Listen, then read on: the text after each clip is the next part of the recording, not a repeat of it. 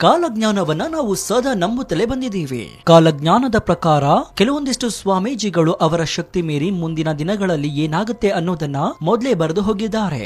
ಅವರ ಸಾಲಿಗೆ ಇದೀಗ ಪೋತಲೂರು ವೀರಬ್ರಹ್ಮೇಂದ್ರ ಸ್ವಾಮೀಜಿಗಳು ಕೂಡ ಸೇರಿದ್ದಾರೆ.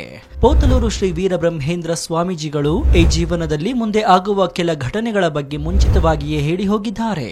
ಈ ಕಾಲಜ್ಞಾನಿ ಪ್ರಕಾರ ಪುಸ್ತಕದಲ್ಲಿ ಕಾಲಜ್ಞಾನವನ್ನ ಮುಂದಿನ ದಿನಗಳಲ್ಲಿ ಆಗುವಂತಹ ಘಟನೆಗಳನ್ನ ಬರೆದಿಡಲಾಗಿದೆ. 2024ರಿಂದ 2060ರವರೆಗೆ ಏನೆಲ್ಲ ಆಗುತ್ತೆ. ಕಾಶಿಯನ್ನ 40 ದಿನಗಳ ಕಾಲ ಮುಚ್ಚಲಾಗುತ್ತೆ. ಕಾಮಾಕ್ಷಿ ವಿಗ್ರಹದಲ್ಲಿ ರಕ್ತ ಬರುತ್ತೆ. ಶ್ರೀಶೈಲ ಮಲ್ಲಿಕಾರ್ಜುನನ ದೇಗುಲಕ್ಕೆ ಮೊಸಳೆ ನುಗ್ಗಿ ಕುರಿಯಂತೆ ಕೂಗುತ್ತೆ. ಶ್ರೀಶೈಲದಿಂದ ಮಲ್ಲಿಕಾರ್ಜುನ ಸ್ವಾಮಿ ಓಡಿ ಹೋಗ್ತಾನೆ. ತಿಮ್ಮಪ್ಪನ ದೇಗುಲ ಅಲುಗಾಡುತ್ತೆ. ಸುದರ್ಶನ ಚಕ್ರ ಇಡೀ ಭೂಮಿಯನ್ನ ಸೀಳಿ ಬಿಡುತ್ತೆ. ಎಲ್ಲರಲ್ಲೂ ಕಾಮ ಹೆಚ್ಚಾಗುತ್ತೆ. ಅಕ್ರಮ ಸಂಬಂಧ ಜಾಸ್ತಿಯಾಗುತ್ತೆ. ಹೀಗೆ ಚಿತ್ರ ವಿಚಿತ್ರ ಘಟನೆಗಳು ನಡೆಯುತ್ತವಂತೆ. ಹಾಗಾದ್ರೆ ವೀರಬ್ರಹ್ಮೇಂದ್ರ ಸ್ವಾಮೀಜಿಗಳು ಬರೆದಿರುವ ನಡುಕ ಹುಟ್ಟಿಸುವಂತಹ ಕಾಲಜ್ಞಾನ ನಿಜಕ್ಕೂ ಸತ್ಯವಾಗುತ್ತಾ? ಈ ವರ್ಷ ಕಾಲಜ್ಞಾನದಲ್ಲಿ ಏನೆಲ್ಲ ನಡೆಯುತ್ತೆ ಅನ್ನೋದನ್ನ ಈ ವಿಡಿಯೋದಲ್ಲಿ ನೋಡೋಣ.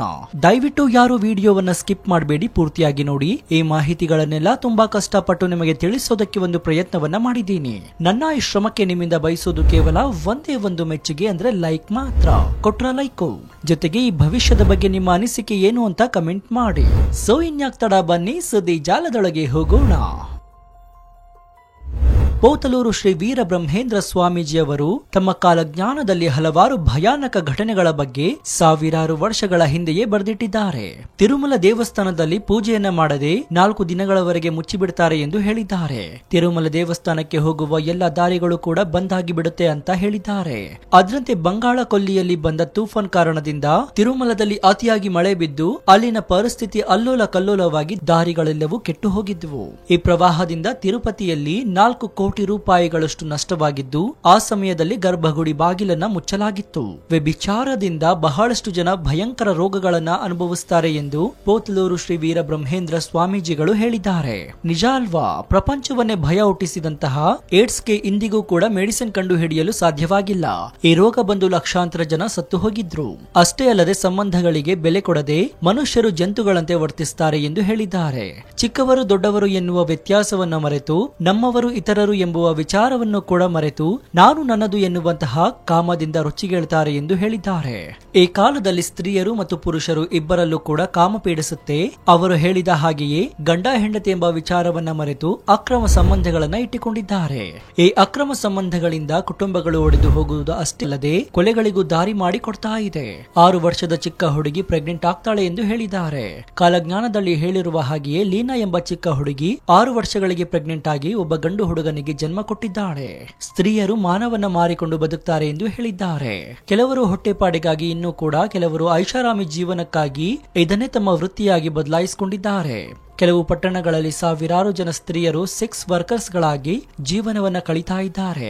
ನಮ್ಮ ಭಾರತ ದೇಶದಲ್ಲಿ ಲಕ್ಷಾಂತರ ಜನ ಸ್ತ್ರೀಯರು ಈ ವ್ಯಭಿಚಾರ ವೃತ್ತಿಯಲ್ಲಿ ಇದ್ದಾರಂತೆ. ಮುಂದೊಂದು ದಿನ ಮುತ್ತಿನಷ್ಟು ಬಂಗಾರವೂ ಕೂಡ ಸಿಗೋದಿಲ್ಲ ಎಂದು ಕಾಲಜ್ಞಾನದಲ್ಲಿ ಸ್ಪಷ್ಟವಾಗಿ ಬರೆದಿಟ್ಟಿದ್ದಾರೆ. ಅದರಂತೆ ಬಂಗಾರದ ರೇಟ್ ಕೂಡ ಏರುತ್ತಲೇ ಇದೆ. ಕಾಶಿಯಲ್ಲಿರುವ ದೇವಾಲಯ 40 ದಿನಗಳವರೆಗೆ ಶಿಥಿಲಾವಸ್ಥೆಯಲ್ಲಿರುತ್ತೆ ಎಂದು ಹೇಳಿದ್ದಾರೆ. ಅವರು ಹೇಳಿರುವ ಹಾಗೆ 1910ರಿಂದ 1912ರ ಮಧ್ಯಕಾಲದಲ್ಲಿ ಗಂಗಾ ನದಿಯಲ್ಲಿ ಭಾರಿ ಪ್ರವಾಹ ಬಂದು ಆ ಜಾಗದಲ್ಲಿ ಕಾಲರ ವ್ಯಾಪಿಸಿತ್ತು.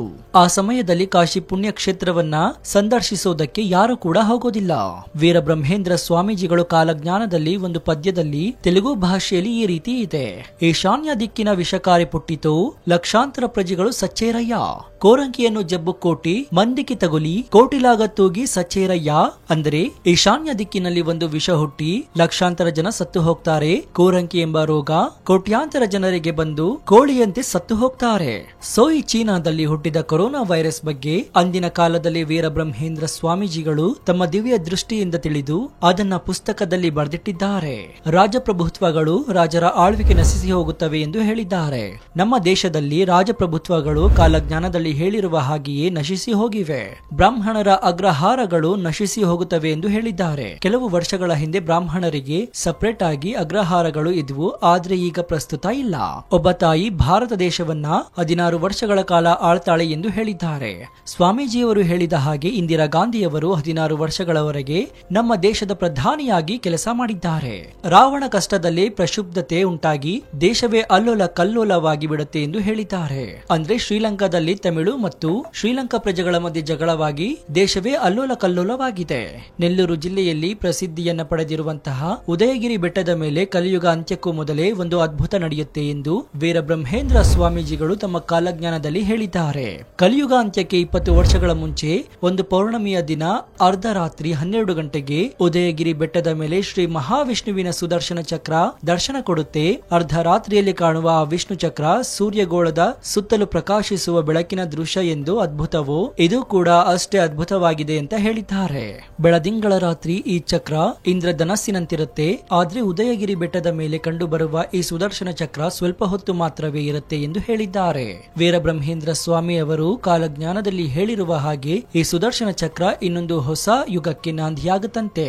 ಜೊತೆಗೆ ಉದಯಗಿರಿ ಬೆಟ್ಟದ ಮೇಲೆ ಸಂಜೀವಿನಿ ಸಸಿ ಇದೆ ಎಂದು ಹೇಳಿದ್ದಾರೆ. ಮಾನವನಿಗೆ ಸಂಪೂರ್ಣ ಆಯಸ್ಸನ್ನು ಕೊಡುವ ಔಷಧ ಸಸ್ಯಗಳು ನೆಲ್ಲೂರಿನಲ್ಲಿರುವ ಉದಯಗಿರಿ ಬೆಟ್ಟದ ಮೇಲೆ ಲಭಿಸಲಿದೆ ಅಂತ ಹೇಳಿದ್ದಾರೆ. ತಿರುಪತಿಯಲ್ಲಿರುವ ಶ್ರೀ ವೆಂಕಟೇಶ್ವರ ಸ್ವಾಮಿ ಅವರ ಸಂಪತ್ತನ್ನ 6 ಜನ ದೋಚಿಕೊಳ್ತಾರೆ. ಶ್ರೀಶೈಲ ಮಲ್ಲಿಕಾರ್ಜುನ ತನ್ನ ಭಕ್ತರ ಜೊತೆ ಮಾತನಾಡ್ತಾನೆ. ಮಧುರ ಮೀನಾಕ್ಷಿ ತನ್ನ ಮಧುರವಾದ ಮಾತುಗಳಿಂದ ಜನರ ಜೊತೆ ಮಾತನಾಡ್ತಾಳಂತೆ. ಅಷ್ಟೇ ಅಲ್ಲದೆ ರಾಯದುರ್ಗದಲ್ಲಿ ಒಂದು ಗಿಡಿ ವೇದ ಧರ್ಮವನ್ನ ಹೇಳುತ್ತಂತೆ. ಬನಗಾನಪಳ್ಳಿಯಲ್ಲಿರುವ ಹುಣಸೆ ಮರದಲ್ಲಿ ಜಾಜಿ ಹೂಗಳು ಹರಳುತ್ತವಂತೆ. ಶ್ರೀಕಾಳಹಸ್ತಿಯಲ್ಲಿ ಕಳ್ಳತನ ನಡೆಯುತ್ತಂತೆ. ಅಲ್ಲದೆ ಶ್ರೀಶೈಲ ಮಲ್ಲಿಕಾರ್ಜುನ ಶ್ರೀಶೈಲ ಬಿಟ್ಟು ವಿಂಧ್ಯ ಪರ್ವತಕ್ಕೆ ಹೋಗಿಬಿಡ್ತಾನೆ ಎಂದು ವೀರಬ್ರಹ್ಮೇಂದ್ರ ಸ್ವಾಮಿಗಳು ತಮ್ಮ ಕಾಲಜ್ಞಾನದಲ್ಲಿ ಹೇಳಿದ್ದಾರೆ. ಕಾಡಿನ ಪ್ರಾಣಿಗಳು ಕಾಡನ್ನ ಬಿಟ್ಟು ಪಕ್ಕದಲ್ಲಿರುವ ಗ್ರಾಮಗಳ ಒಳಗೆ ಬಂದು ಪಟ್ಟಣ ಒಳಗೆ ಪ್ರವೇಶಿಸುತ್ತವೆ ಮತ್ತು ಮನುಷ್ಯರಿಗೆ ಅಪಾಯಕರ ಪ್ರಾಣಿಗಳಾಗಿ ಬದಲಾಗ್ತಾವಂತೆ. ವಿಚಿತ್ರವಾದ ಈಚಲು ಮರ ಹುಟ್ಟಿ ರಾತ್ರಿ ನಿದ್ದೆ ಮಾಡುತ್ತದೆ, ಬೆಳಗ್ಗೆ ಮತ್ತೆ ಎದ್ದು ನಿಲ್ಲುತ್ತೆ. ಈ ರೀತಿ 8 ವರ್ಷಗಳವರೆಗೆ ನಡೆದ ನಂತರ ಈ ಗಿಡ ನಾಶವಾಗಿ ಬಿಡುತ್ತೆ. ಇದಾದ ನಂತರ ದೇಶದಲ್ಲಿ ತೀವ್ರವಾದ ಬರಗಾಲ ಉಂಟಾಗುತ್ತಂತೆ. ಗೋದಾವರಿ ನದಿ 12 ವರ್ಷಗಳವರೆಗೆ ಬತ್ತಿ ಮತ್ತೆ ಹೊಕ್ಕಿ ಹರಿಯುತ್ತಂತೆ. ನಾಯಿಗಳು ಕುದುರೆಗಳನ್ನ ಸಾಯಿಸ್ತವೆ. ಆ ಸಮಯದಲ್ಲಿ ಆಕಾಶದಲ್ಲಿ ಚುಕ್ಕಿಗಳು ಕೆಳಗೆ ಬೀಳ್ತಾವಂತೆ. ಕೃಷ್ಣ ನದಿ ವಿಜಯವಾಡದಲ್ಲಿರುವ ಕನಕದುರ್ಗಮ್ಮ ಅವರ ಮುತ್ತನ್ನ ಮುಟ್ಟುತ್ತಂತೆ. ಜಲಪ್ರಳಯ ಅಥವಾ ಭೂಕಂಪ ಬಂದು ನಾಗಾರ್ಜುನ ಸಾಗರ ಡ್ಯಾಂ ಸೀಳಿ ಅತಿ ದೊಡ್ಡ ಅಪಾಯ ಉಂಟಾಗುತ್ತಂತೆ. ಕೃಷ್ಣಾ ನದಿ ಮಧ್ಯದಲ್ಲಿ ಒಂದು ಬಂಗಾರದ ರಥ ಹುಟ್ಟುತ್ತೆ. ಅದನ್ನ ನೋಡಿದವರಿಗೆ ಆ ಕಾಂತಿಯ ಕಾರಣದಿಂದ ಅವರ ನೋಟಗಳನ್ನ ಕಳೆದುಕೊಳ್ತಾರೆ ಅಂತ ಹಾಗೂ ಅವರು ಕುರುಡರಾಗ್ತಾರೆ ಅಂತ ಹೇಳಿದ್ದಾರೆ. ಅಷ್ಟೇ ಅಲ್ಲ, ಇಂದ್ರ ಶ್ರೇಣಿ ಪರ್ವತದ ಮೇಲೆ ಒಂದು ಮೊಸಳೆ ಬಂದು 8 ದಿನಗಳವರೆಗೆ ಇದ್ದು ಬ್ರಹ್ಮರಾಂಬ ದೇವಸ್ಥಾನದೊಳಗೆ ನುಗ್ಗಿ ಕುರಿಯಂತೆ ಕೂಗಿ ಮಾಯವಾಗಿ ಬಿಡುತ್ತೆ. ಅದೇ ರೀತಿ ಆದ್ವಾನಿಯಲ್ಲಿ ಒಂದು ಕಪ್ಪೆ ಕೋಳಿಯಂತೆ ಕೂಗುತ್ತಂತೆ. ಈ ರೀತಿ ಕೂಗಿದ್ರೆ ವಿಪತ್ತುಗಳು ಕಟ್ಟಿಟ್ಟ ಬುತ್ತಿ ಎಂದು ವೀರಬ್ರಹ್ಮೇಂದ್ರ ಸ್ವಾಮೀಜಿಗಳು ಹೇಳಿದ್ದಾರೆ. ಶ್ರೀಶೈಲಕ್ಕೆ ದಕ್ಷಿಣ ದಿಕ್ಕಿನಲ್ಲಿರುವ ಬೆಟ್ಟಗಳಿಂದ ಕಲ್ಲುಗಳು ಉರುಳಿ ಬಿದ್ದು ಬಹಳಷ್ಟು ಜನ ತಮ್ಮ ಪ್ರಾಣವನ್ನ ಕಳೆದುಕೊಳ್ತಾರಂತೆ. ಆ ಒಡೆದು ಹೋಗುವ ಕಲ್ಲಿನ ತುಂಡುಗಳು ಮತ್ತೆ ಆಕಾಶಕ್ಕೆ ಹಾರುತ್ತವೆ ಎಂದು ವೀರಬ್ರಹ್ಮೇಂದ್ರ ಸ್ವಾಮೀಜಿಗಳು ತಮ್ಮ ಕಾಲಜ್ಞಾನದಲ್ಲಿ ಬರೆದಿಟ್ಟಿದ್ದಾರೆ. ನಮ್ಮ ಕರ್ನಾಟಕದ ಕಾಮಾಕ್ಷಿ ದೇವಿಯ ವಿಗ್ರಹದಿಂದ ರಕ್ತ ಸೋರುತ್ತದೆ ಎಂದು ಹೇಳಿದ್ದಾರೆ. ಕಲಿಯುಗದಲ್ಲಿ 597ನೇ ವರ್ಷದಲ್ಲಿ ಎಷ್ಟೋ ವಿಶೇಷಗಳು ನಡೆಯುತ್ತವೆ. ದಾತೃನಾಮ ಸಂವತ್ಸರದಲ್ಲಿ ಅನೇಕ ಊರುಗಳಲ್ಲಿ ₹1 ಸೇರು ಅಕ್ಕಿಯನ್ನ ಮಾರ್ತಾರಂತೆ. ಜನರು ಕಿರಿಚಿ ಸತ್ತು ಹೋಗ್ತಾರಂತೆ.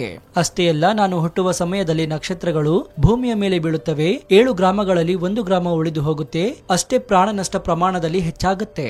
ಆ ಸಮಯದಲ್ಲಿ ಸಾವಿರಾರು ಹಸುಗಳು ಮರಣಿಸುತ್ತವೆ. ಧೂಮಕೇತು ಎಂಬ ನಕ್ಷತ್ರ ಹುಟ್ಟುತ್ತೆ. ಇನ್ನು ವೀರಬ್ರಹ್ಮೇಂದ್ರ ಸ್ವಾಮೀಜಿಯವರ ಜನ್ಮ ರಹಸ್ಯವನ್ನ ಹೇಳ್ತಾ 5000 ವರ್ಷಗಳ ನಂತರ ನಾನು ಶ್ರೀ ವೀರಭೋಗ ವಸಂತರಾಯ ಅವತಾರವಾಗಿ ಮತ್ತೆ ಹುಟ್ಟಿಕೊಳ್ತೇನೆ. ಈ ಘಟನೆ ನಡೆಯೋದಕ್ಕೆ ಮುನ್ನ ಅನೇಕ ವಿಪತ್ತುಗಳು ಮತ್ತು ದುರ್ಘಟನೆಗಳು ನಡೆಯುತ್ತೆ ಅಂತ ಹೇಳಿದ್ದಾರೆ. ಈ ರೀತಿ ಭವಿಷ್ಯತ್ ಕಾಲದಲ್ಲಿ ನಡೆಯುವಂತಹ ಘಟನೆಗಳನ್ನ ತಮ್ಮ ದಿವ್ಯ ದೃಷ್ಟಿಯಲ್ಲಿ ಊಹಿಸಿ ಕಾಲಜ್ಞಾನದಲ್ಲಿ ವೀರಬ್ರಹ್ಮೇಂದ್ರ ಸ್ವಾಮೀಜಿಯವರು ಬರೆದಿಟ್ಟಿದ್ದಾರೆ. ಹಾಗೂ ಈ ಕಾಲಜ್ಞಾನದಲ್ಲಿ ಎಷ್ಟೋ ವಿಷಯಗಳು ಈಗಾಗಲೇ ನಡೆದು ಹೋಗಿವೆ. ಮುಂಬರುವ ದಿನಗಳು ಹೇಗಿರುತ್ತವೆ ಎಂಬುದು ಯಾರಿಗೂ ಗೊತ್ತಿಲ್ಲ. ಅದನ್ನ ಯಾರಿಂದಲೂ ತಪ್ಪಿಸಲು ಸಾಧ್ಯವಿಲ್ಲ. ಕಾಲದ ಜೊತೆ ನಾವೆಲ್ಲ ತಪ್ಪದೆ ಮುಂದೆ ಸಾಗಲೇಬೇಕಾಗಿದೆ.